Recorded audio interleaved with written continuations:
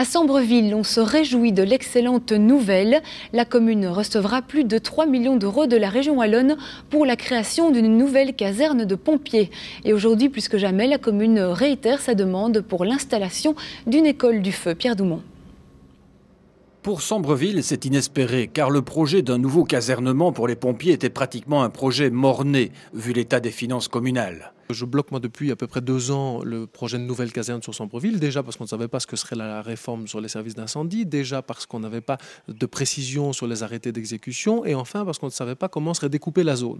Ce qui ne nous a pas empêché d'introduire un dossier pour bénéficier, dans le cadre des financements alternatifs sur les infrastructures, d'un dossier qui nous donne droit aujourd'hui, et le ministre Courard nous l'a annoncé hier, à une somme de 3 700 000 euros. Alors, je continue à penser qu'il convient d'aller solliciter d'autres partenaires en vue de participer au cofinancement qui représente à peu près 50% restant, parce que on ne peut pas plomber durablement et considérablement les finances locales d'une telle ampleur, même si le geste de soutien de 50% du gouvernement wallon est évidemment largement apprécié et donne des gages d'avenir à ce projet de nouveau casernement.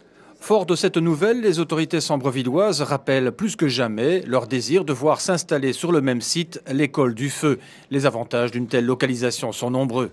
Oui, donc complémentairement à cette caserne, je pense qu'en effet, ce discours qui a lieu pour le moment d'un site de formation au bénéfice des pompiers pour les 3 provinces que sont les provinces de Luxembourg, de Brabant wallon et de Namur, devrait trouver à se localiser, me semble-t-il, utilement à Sambreville. Quant au débat sur la zone unique de secours, Sambreville confirme son feu vert, sous réserve qu'il n'y aura aucune incidence sur les finances communales et qu'un rééquilibrage financier sera réalisé en faveur des communes qui ont professionnalisé leur corps d'incendie. Tout ça qu'il faut clarifier, on nous demande de nous précipiter un petit peu sur une décision. Elle nous paraît la plus favorable après consultation d'une série d'acteurs, mais on la conditionne néanmoins. C'est un oui mais à la zone unique.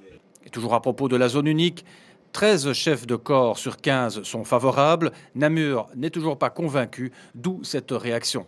Je trouve qu'une fois encore, Namur n'assume pas son statut de capitale, de chef-lieu de province et pas même de chef-lieu d'arrondissement, puisqu'elle se recroqueville dans une position de village gaulois qui, à mon sens, ne lui donne pas le lustre ni la carrure nécessaire à exercer son rôle de capitale ni de la Wallonie, ni même capitale de la province de Namur. Je pense qu'à un moment donné, quand on a ce rôle numéro 1 prépondérant dans la province, dans une région, il convient de se comporter en fonction et de ne pas nécessairement se regarder le nombril en ne pensant qu'à ses petits intérêts.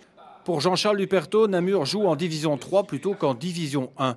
Les débats risquent d'être chauds lors de la prochaine rencontre chez le gouverneur de la province.